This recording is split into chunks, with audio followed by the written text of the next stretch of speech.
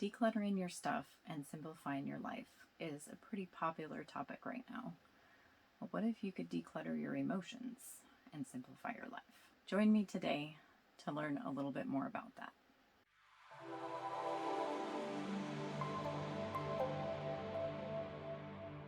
Welcome to my channel. If you're new here, I'm McCove.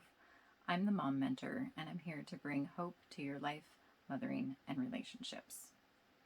So, decluttering your emotions. I had this idea a while ago about how when we come in to declutter or we're working on decluttering our house, there's kind of some basic tools and some basic strategies that we can use to make the process simpler. And there's not one strategy that's better than another, but maybe one's a better fit for one day than another. But this still just boils down to there's some basic tools that you can use. And I thought, well, there's some basic tools we can use for emotions too. So why not declutter our emotions? First of all, if we're going to start working on sorting through our emotions, there are I like to think of it as like the mail and the school papers and the groceries, the stuff that just comes in on a daily basis. There's those kinds of emotions. They're just happening throughout the day. They're current, probably not a big deal for the most part. And we're going to process those in one way. And then we've got maybe the junk drawer or the hot spots where stuff just piles up. I'll get to that later. I'm not sure where to put it. And it piles up till it gets to be kind of overwhelming. Or, shove it in the junk drawer or the infamous hall closet. I never had one, but that's just stuffed and you have to open it very carefully and hold the stuff in so it doesn't avalanche down on you.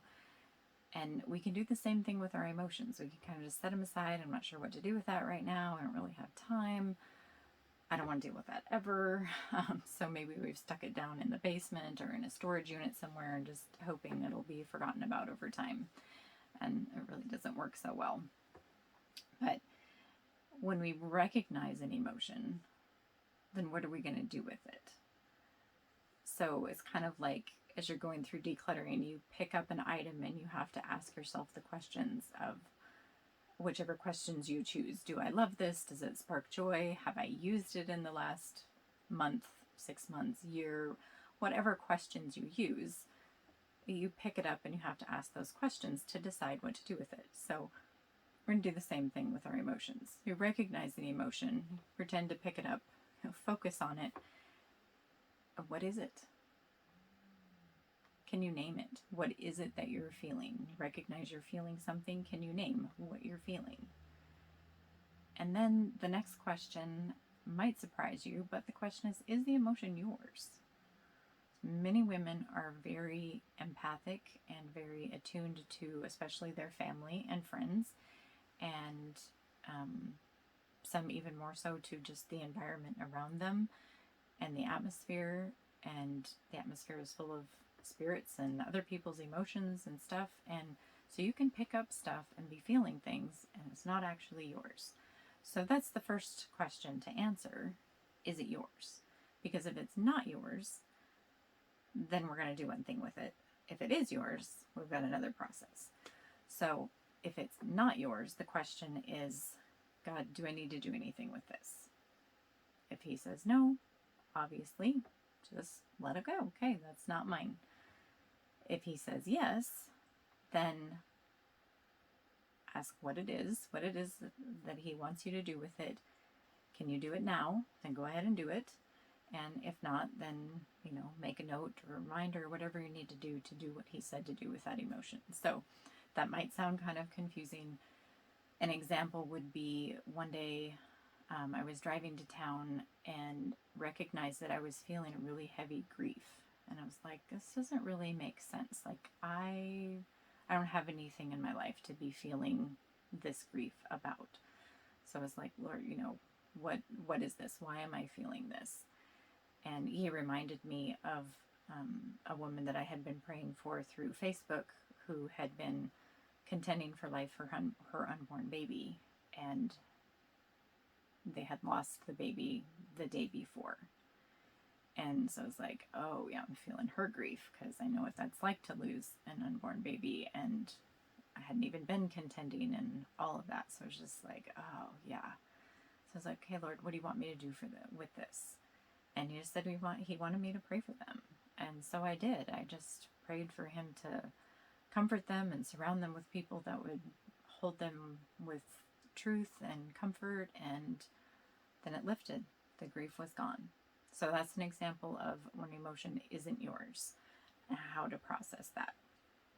Now, what if the emotion is yours? Then the next question I ask is this an old emotion? And this would be typically if you just overreacted to something and recognized the emotion. It's probably an old emotion. It's one of those things that's been shoved in the hall closet or in the storage unit, rather than just like a piece of mail that just came in and isn't really a big deal. So recognize if it's an old emotion. Again, there's one process. If it's a new emotion, different process.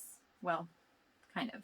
I guess there's just one extra question. So if it is an old emotion, then we want to ask where it first came from, so that we can deal with it all the way back at the root, instead of just starting here and it's still back there. Like, we want to go all the way back to where it came from, so that we can know why it's there and deal with it.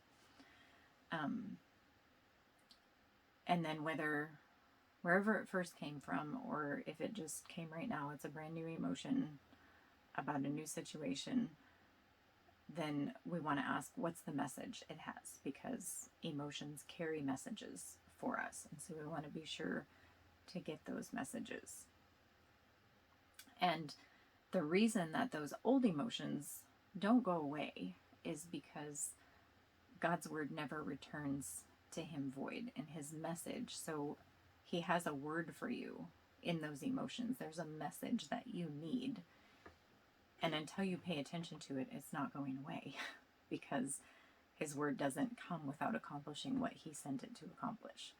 So that's why they don't just go away. They just keep resurfacing, because they're like, hey, have a message. Are you ready to listen now? Are you ready to listen now? So what message does it have?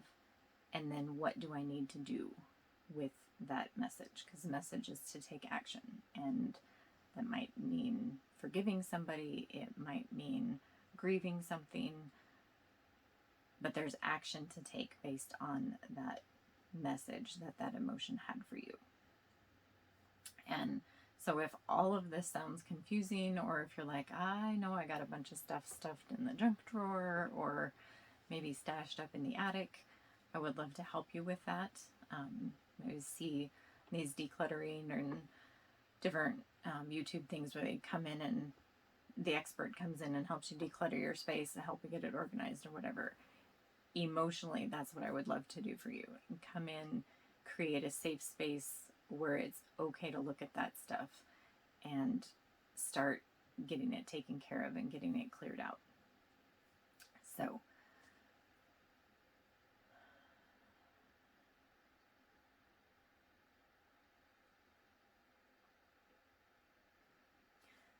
that's my perspective on decluttering emotions. I'd love to know your thoughts, and we'll see you in the next video. Remember that your healing heals generations.